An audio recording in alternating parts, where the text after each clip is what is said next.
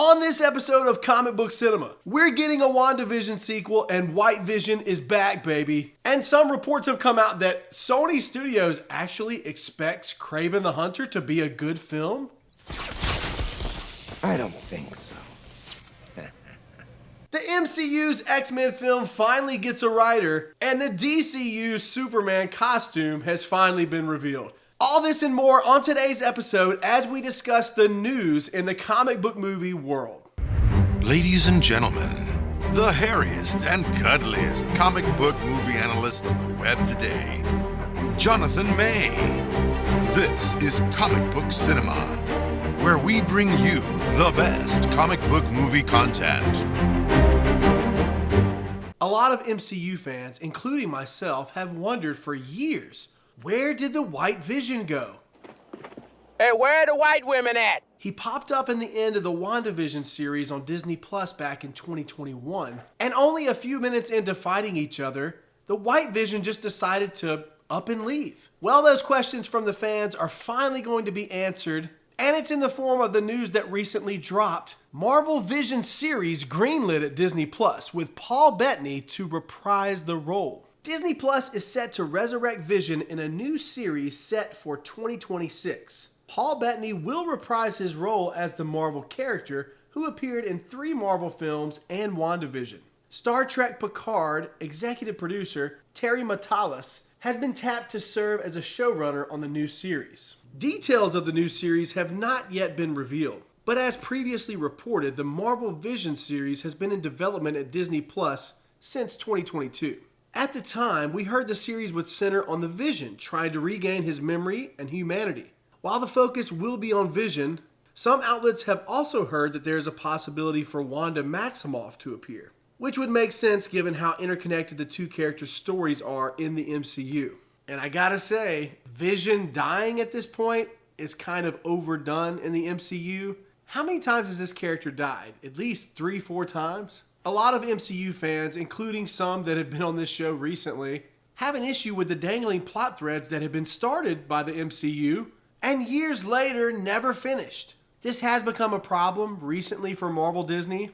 I do think that recently Kevin Feige has been trying to nip a lot of this stuff in the bud.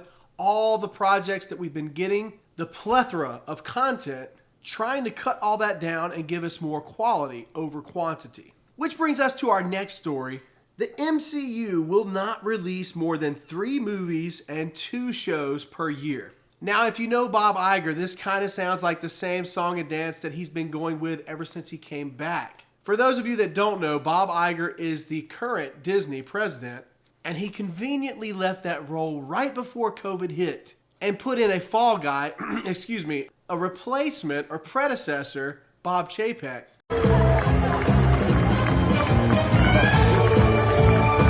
Who just happened to be Disney's CEO in one of the most tumultuous time periods in the movie industry. So inevitably, Bob Iger came back. He's been back for over a year now, and the theme that he's been preaching for the longest now is less content and higher quality. Basically what we got in the old days of the MCU when it really took off and became what it is today. Disney CEO Bob Iger said the company will limit its output of Marvel movies to 2 good films a year. I love how in quotations there it says 2 good films per year. And like I said, we've seen this before from Bob Iger in the past, but he's basically admitting that their product lately has really kind of sucked. 3 maximum. From about 4, and also cut the numbers of TV series spin-offs for the franchise. Speaking on a conference call with analysts recently, after quarterly numbers, Iger took questions about the studio's strategy after some high-profile misses led to widespread talk of superhero fatigue. I think the only thing that's going to cause superhero fatigue is if these studios continue to give us mediocre to terrible projects over and over and over again. We've seen it with the Marvels. Black Girl Magic! We've seen it with a lot of Sony projects. The Eternals and countless MCU Disney Plus shows. Things need to improve. Marvel shows will dip to 2 series a year from 4. He called output a vestige of basically a desire in the past to increase volume. We are stemmed from a desire in the past to increase volume. We are slowly going to decrease volume. Iger said he's working hard with the studio to reduce output and focus more on quality, and that overall, I feel great about how things are shaping up. I mean, of course, in an investor meeting, this would be something that the CEO would say. I'm an optimist, so I have to hope and pray that this is actually what's going down for Disney. Quality and writing have definitely been an issue. Another large issue is the agendas that are getting forced down the audience throats from these projects. Hey Bob, hey Disney, just give us a comic book movie again. That's all we really want. Sure, intellectual stories are nice, and subtle themes laced throughout are also a fun addition, but we don't want to be banged over the head with your agendas and how you think the world should work. I still think that's one of the biggest problems that Disney and a lot of other movie studios are facing right now. Kraven the Hunter has been pushed from a late August release all the way to December. And at first, including myself, a lot of Marvel fans saw this as a red flag. And why would they not? Sony has really been giving us a lot of stinkers as of late. Morbius was terrible, and Madam Web was utterly, ridiculously bad. But apparently this move to December is a show of confidence from Sony Studios. And reports have come out stating that Sony executives really have a lot of faith in this film and think it's going to be a really good movie. You sure about that? You sure about that? You sure about that? I'm always rooting for the success of any and all comic book movies, but I've been burned one too many times by Sony consecutively. I have to go see this film in theaters because I'm a mega fan and I have this channel, so I'm going to be covering it on this channel. But I'll just say this, I do not have faith in this film whatsoever. Let me know in the comments what you guys think about Kraven the Hunter. Will this film have a good audience score? Will it cross 50% on Rotten Tomatoes? Let me know your thoughts. So this has actually been out for some time now, but I wanted to talk about it on the channel. We got a first look at Superman's costume in the new DCU. James Gunn is a director that I trust very, very much. Even some of his projects that were not as good as most of his projects, like Guardians 2, were still really solid comic book movies. Looking at this image, I'm glad to see that apparently, we don't know this for sure yet, but if you look closely in the image, it looks like the red underwear are back for Superman. In my opinion, that's a plus. I think that that's a staple of the character. Yes, the no red underoos definitely worked for Henry Cavill's interpretation, but it's good to see him come back. I personally, since we're rebooting everything with the new DCU, I was hoping to see something that's a lot more different than what we got with Cavill. But honestly, from this picture, and don't forget, it is just a picture, but from this picture, this just looks like a deflated Henry Cavill to me. I know that there have been some behind the scenes photos come out recently of David Cornsweet. He's been in the gym, and obviously, he's a lot more jacked than I am, but I'm also not playing Superman in the new DCU. The costume just looks too much like the old DCEU costume.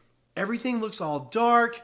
I was really hoping for more light blue colors and a way better look at the red underwear. So apparently James Gunn has came back on social media talking to some of the fans directly about this. And like I said, I still trust James Gunn. I believe in James Gunn. Peacemaker was an excellent show, maybe the best DC show of all time. The same with The Suicide Squad.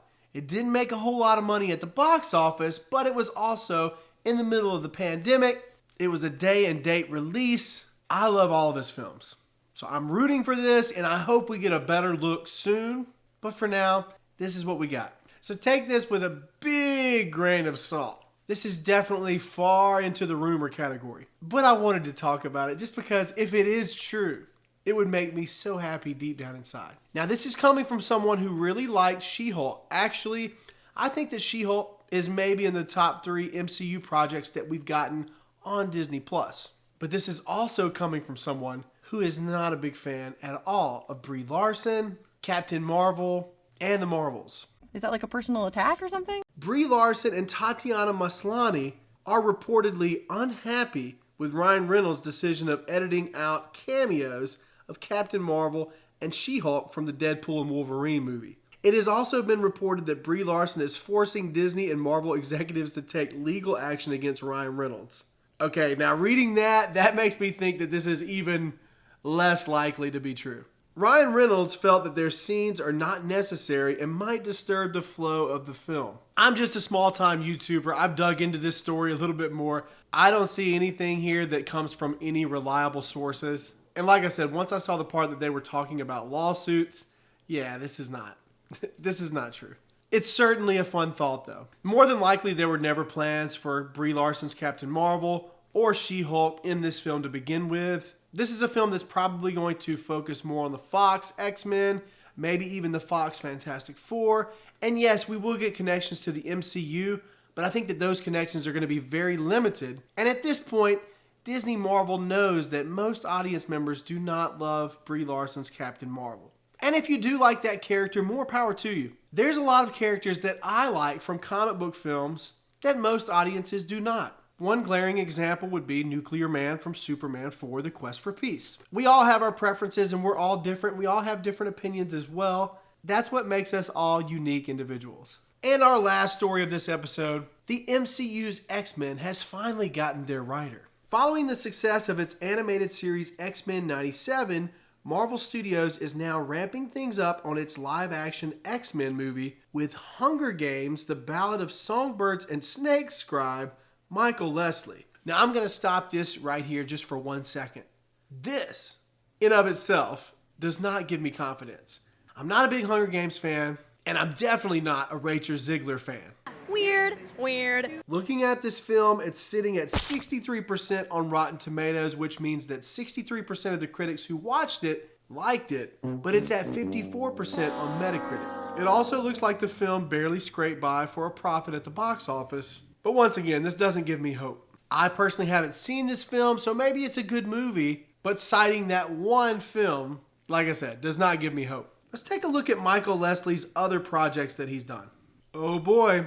He was also a writer on Assassin's Creed, which is probably one of the worst video game movies of all time. And that's saying something because Super Mario Bros. Exists, and not the cartoon that everyone loves now, but the one that came out when I was a kid back in the early 90s. He also wrote Macbeth, which came out in 2015, another project that I'm not familiar with, and he was a producer on The Rescue, which came out in 2021, another movie that I don't know anything about. So he doesn't really have a whole lot of other stuff that seems significant on his credits before that. I really hope that Kevin Feige saw something in this writer that I'm clearly not seeing right now just looking at his previous work. But in this time, in this season, where the fans don't completely trust you anymore, most of the fans have given up on the MCU now. And in this season where your reputation is starting to go down the drain slowly but surely, you would think that they would find a better writer with a better resume than this.